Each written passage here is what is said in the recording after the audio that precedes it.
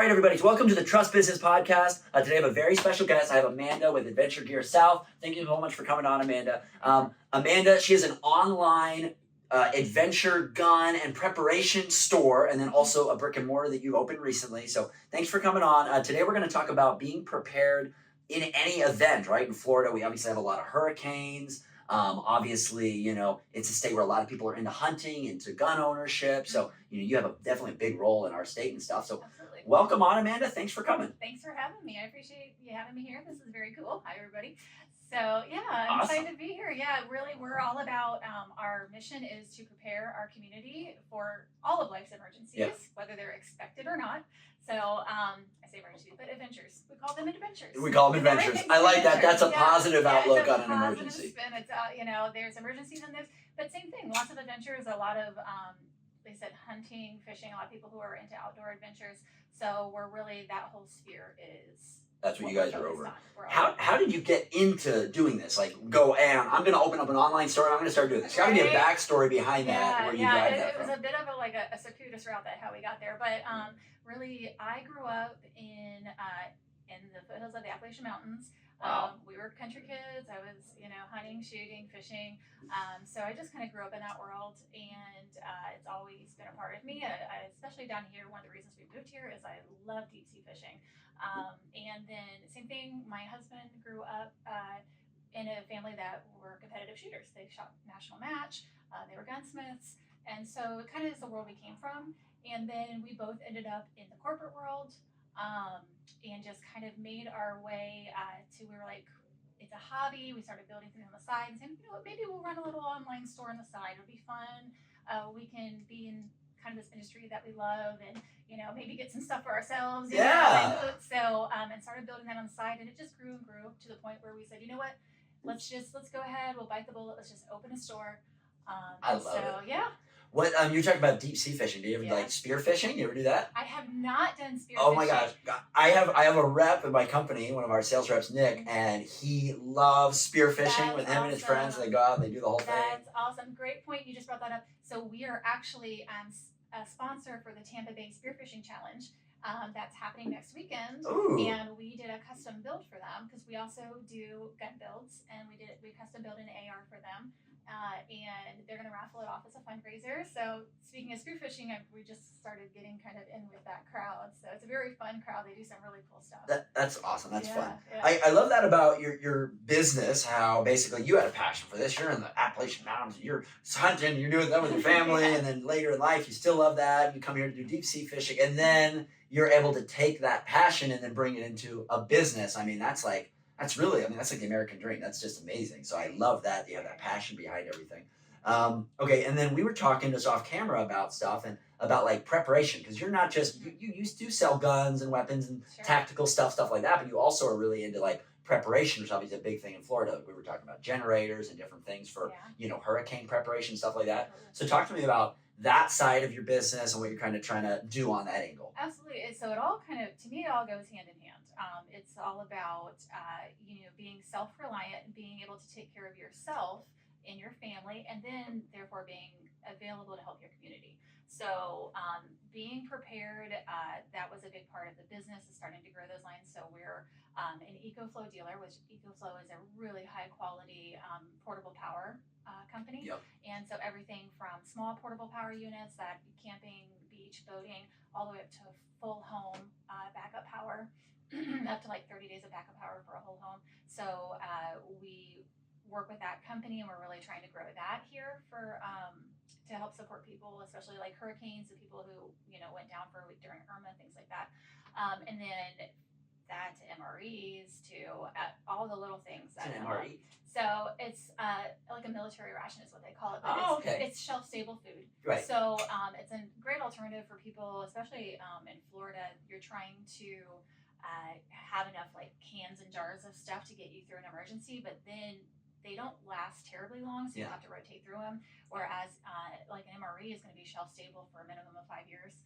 So it just makes more sense, and it takes up less space. So there's just things like that, and giving people options to make sure that they're ready and that it's practical for them, things like that. So to us, it just kind of all goes together. Where there's a lot of great community groups that we're involved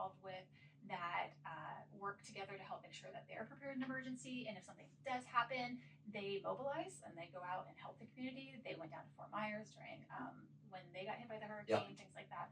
So, And when they went down there, were they like dealing with like trees that fell and cutting them, stuff like that, garbage, debris, just like the whole 9 all yards? different, and it depends. People have different specialties. There's medical groups that go down for first aid and doing triage, things like that. Yeah. There's people that go down and help with, like you said, with the trees and things with the trays. There's people that just help with food and water disbursement. Our vision is someday to be able to show up with a mobile power unit where people can power up their, I love that. their laptops and phones and things. Yeah. I love that. We went down when the hurricane hit Fort Myers. We went down there to help with the response in terms of obviously the roofing and the roofs and everything, and it was just wild. I mean, every single in front of every home, all of the belongings that have been flooded on, right? And then again, like you said, power. Just about nobody in that area. The power was all down, and it was like a little bit of this. I don't want to call it hysteria, but it can create some of it sometimes and at times. So that's why I like and I can see a lot of value in what you're doing, which is saying getting out there, like, hey, these are the facts of hurricanes, how this all stuff works, and this is how you can be better prepared. And I know some people who are like, extremely prepared. They have their generator, and have their food rations and their water, and they have all that. But I know other people who just aren't. And when they come in, it's kind of like a bit of a panic. Oh my God, it's going to hit Pinellas, it's going to hit somewhere else. What do I do? Where do I go? How do I, so I love that concept of just educating and just helping people who want to be, helping show them how to be prepared. And how to make it not as, I don't know, I guess scary, because it's part of living in Florida. Sure. If you live here, like, we're going to get hit by hurricanes at some point or another. If it doesn't hit you directly, maybe it'll hit somewhere else, but it's a kind of part of living here. So if you're going to live here and have to deal with that, understand them, know what's real about them and what's not, what to be worried about and not, and then have the tools if you want to be able to deal with them. Just generator, this, that, and be able to kind of be at cause over that thing rather than the effect of it, I guess. Yep. We love, just have a plan, Yeah. And there's all kinds of, obviously, information and resources out there, especially around hurricanes, but it really applies to pretty much any kind of, emergency that hits. It's just having a plan, whether it's to go or stay and what to do if you do either, that kind of thing. And then it just, I said that whole, it lends into, obviously, the hurricane size, but there's all kinds of emergencies and adventures, that can happen. Yeah. So, I like that frame though, because that, and that's interesting. You wouldn't really get a hurricane as an adventure. And obviously, it can be catastrophic. It's very serious. It can harm property. It can harm lives. Like, it's serious. But sometimes in life there's challenges. In business, there's challenges. Framing it like an adventure, like something to prepare for and be prepared in case of, rather than this, oh my gosh, it's coming. What do we do? Right, that other frame that can be taken. I like the frame of like, that's an adventure. Let's be proactive about it, know what to do and how to do it and whatever. So I like that concept. That's cool. Well, and I think it's because it's a, what's the word I'm looking for? There's kind of a holistic view to being prepared, right? So you have a whole prepared community, and so people watching may be familiar with like the preparedness community. But once you start getting prepared, it prepares you for a whole variety of things. That goes all the way down to whether you are interested in gun ownership or not, and being prepared in that way. People who are, a lot of them are hunters and are doing different competitive shooting, things like that, which prepares you for certain things and prepares you, you can feed yourself, things like that. All the way around to being prepared in a natural disaster, being prepared if just something happens and the lights go off for a few days, there's, but being prepared in all those different situations can give you a lot of just stability for yourself and your family. I agree with that. I agree with that. And being prepared goes into all sorts of aspects, whether it be in case of emergency or in case of something like that, or just in general in life. I feel like it's always better to think about whatever's going to come and then prepare for it, like whether that's in business or in anything. One thing I want to go back to, something you said way earlier that I liked, is you were bringing up and complimenting your generator company that you partner with, Eco or something. I like that, because that's taking care of that relationship with them, and that's being a good partner, bringing them up and supporting them and stuff like that. I know that just because we're a business podcast, we talk about things in business. I know that we do that in roofing wise for like our supply partners or our material manufacturer, GAF. Right, I partner with them. That's the roof that I put on. I'm always going to talk about it. I've been in business for 130 years. How solid of a warranty to have. This and that. Just because that's being a good partner, and I would expect GIF to have my back in the same way. So just want to touch on that. I thought that was cool. No, absolutely. That the partnerships are important, especially obviously in the trades. Super important to have reliable partners. And then of course in what I do in retail, developing relationships with companies that make really quality products that they stand behind is really important. Right. And you know, honestly, in what we do, it's important to us too that they're good, ethical companies with, you know, a good moral fiber from a good foundation. So you know, like EcoFlow is one of them. There's so much. I call it Chinesium out there. Chinesium, oh my gosh. And like in the generators, especially, you go on Amazon, you go on any of these different, you know, Chinese sites or whatever. People are buying these things that, first of all, they're charging you more for less, without warranties, things like that. So, so the generator is a big one. There's lots of things. We have a great relationship with a Florida-based coffee company. I actually sell a coffee that is called Blackout Coffee, and they have a great moral fiber. You sell coffee at your store? We do sell coffee. Nice. I'm coming to your store. I'm getting the gun. I'm getting some coffee. Yeah, we're very well rounded. We try to fit all the things. You know, we sell T-shirts that have a great patriotic and you know, and a faith-based message to them. So we're really about just kind of spreading the right message. I love that. That's super cool. That's okay. Well, I'll mention the Blackout Coffee. That's a great thing. If anybody has tried them, you've probably heard of. They do some advertising on some different radio stations and stuff, but they are Florida based. They're made in Fort Pierce. They're roasted locally, so they get to my shop within 2 days of when it's roasted, so it gets on your shelf fresh. And then they do support multiple military and Leo organizations, so you know that your coffee purchase is going to a good, you know. I love that. Yeah. Oh, this is what I was going to ask you. Okay, earlier on, you were talking about your generators and the quality points of them, the warranty, things like this, and you know they might not be the cheapest generators out there, but it's a solid product, something you really believe in. You believe the values there.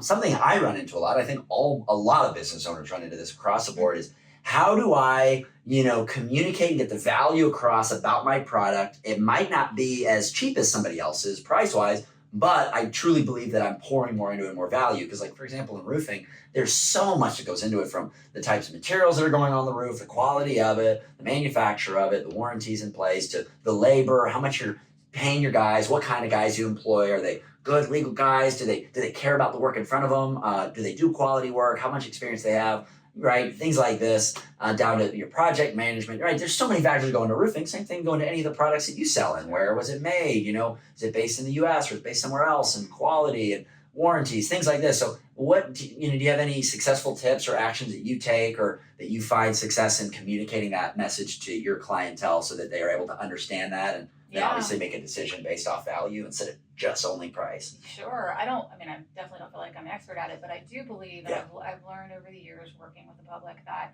on the one hand, you're always going to have people who are looking to the bottom line. They want the cheapest deal no matter what, and they really, you know, they just are not willing to think to the future about what's going to happen if I choose something that isn't the quality that I need. They just are looking for the cheapest price, and those people, you just have to let them go. They're not your customer. They're not your customer. They're just not. That's what I tell my sales team all the time. Like, sometimes you're going to find people, they're just not our client. They're just not our client. And it's not that they're bad, or it's nothing. It's just they're someone else's client. Let them go that way. It's fine. You know? They have you know, a different mindset, or where they're at right now is different than what we have, and that has to be okay. Yeah. Because no matter what, I'm not willing to make those compromises to carry something that I don't believe in, something that's not going to hold up, and that is ultimately in the end going to harm my customer. So, and I think being able to communicate that to the customers that do come in, and to let them know that what you're doing is what you truly believe in, and what you know is the best for them. You're not trying to oversell them something, give them something they don't need, but yet you want something. If you're going to spend your money on it, let's give you something that's going to last, and something that's going to fulfill the need that you have, you know, and not just be a Band-Aid or, you know. So, and it's, I love that. Sign me up for the eco generator. Exactly. And it's tough because everybody, especially in retail, right? And especially in what I do, people come in and they're just like, they're just price driven, and then, or they just, maybe for whatever reason, my dad was into this brand, so I'm gung ho about this brand, even though it may not be my favorite, and I may have reasons to think that it's not maybe the best quality for them. Yeah. It's what they love, and you have to be able to provide what customers want. Yeah. Oh man. Well, I know that in my roofing, you'll run into like, oh, well, my uncle Jason, who's from out in Alaska, he told me that when you're shingling the shingles, you're supposed to do it like this way. I'm like, oh no, Jason, I love you, but like whatever, you'll run into this a lot sometimes, and it can be a challenge. It can sometimes be frustrating, right? Because one thing I've learned and realized the longer I do this, it's so important to get into the customer's frame of mind and to be able to get into their perspective. Because sometimes, as like a business owner, all I do is roofing. I've been doing this since I was 15 years old.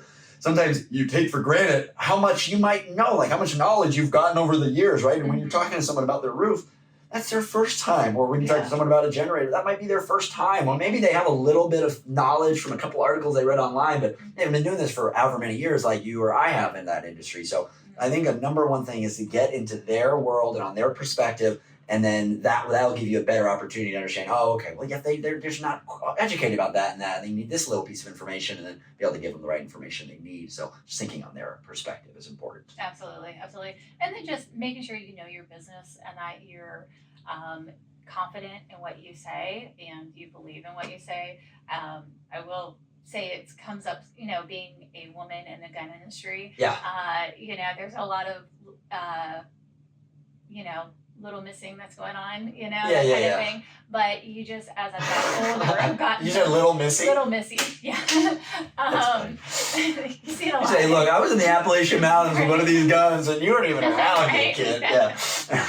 But so it comes in a lot of that confidence comes as you're in your industry longer, and you feel very comfortable and confident in what you have to say and what you know, and being able to kind of stand beside that. Right. That makes sense. That makes sense. Oh man. Okay. So with this business that you're doing, Preparedness and gun store online, you have it also brick and mortar now in the Clearwater in the Bay Area here. What for you guys? What's like important moving forward? What are your goals with this business? What do you guys want to achieve with it? Where do you want it to go? That kind of thing. Sure. Yeah. Thanks for asking. Really, we're all about community. Part of I've been in the corporate world for a long time, and that's one thing I missed was having a real sense of community and being involved in different community groups, being involved in giving back. And so one of my real goals for the business is that we do build a sense of community. There are a lot of different community groups. There's a lot of LEO and military organizations, things like that we can get involved with, and just a sense of giving back. We're doing sponsorship with different organizations, like I mentioned. We've sponsored some of the sheriff's auctions and things. So I'm just excited about building that up.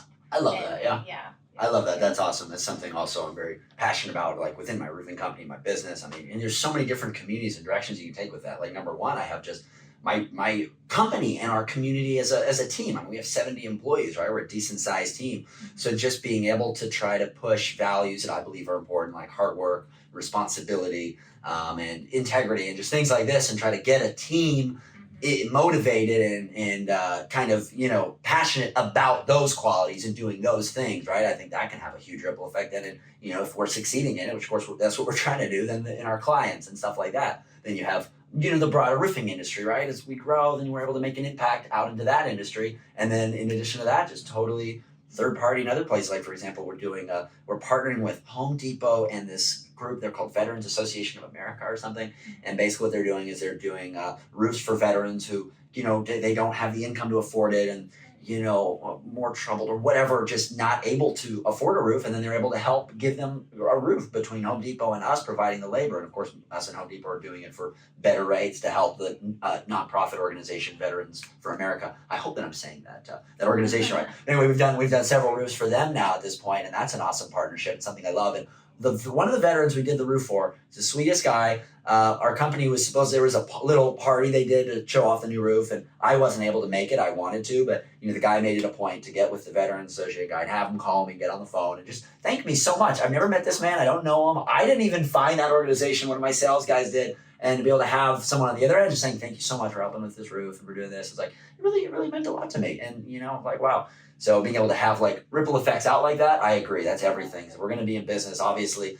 Like you said earlier, we're here to make money at the end of the day. We have to be profitable. But if at the same time, right, we can push and do that, I think that that then also lends to the companies that end up being able to get the most business and do the best. Because if you're having a good impact, you tend to pull in good things back. I'm a big believer in it. So Absolutely. I mean, like you said, you got to pay your bills, but what's more important is, are you making a long-term difference? yeah, You know, exactly. And if you're doing that, you gosh darn should be able to pay your bill. Right. Otherwise, there's something else wrong. Yeah. Absolutely. I agree 100%. Anyway, oh my goodness. Well, Amanda, thank you so much for coming on. I think you're a freaking incredible. Just starting this business. How long has it been going on for now? Well, our actual in-store experience, the brick and mortar store, has only been open for 2 months. Wow. But the online store, we've been doing this business for a couple of years now. For a couple of years, man. But to get a business going off the ground, you know, been working a corporate job and then to do that, I think that's inspiring. I think that's amazing. You know. So I love that. If anybody is interested in your products or your company or what you do, I think people with you a lot of times are from the Tampa and Clearwater area. Where's this brick and mortar store located? We'll put a link in the description also. Absolutely. No, thanks for asking. So the store is at 10530 72nd Street, Suite 705 in Seminole. So off of Bryan Dairy. We're kind of right before 66th Street. Yeah. So yeah. Awesome. We'll put the address and a link to your guys' website in the description and everything. If anyone's interested in any emergency preparedness, guns, tactical gear, hunting gear, etc. This is an awesome individual locally and to check out. So thank you again for being on, and we'll keep being prepared and having adventures. Thank you so much. Yeah. Thank you.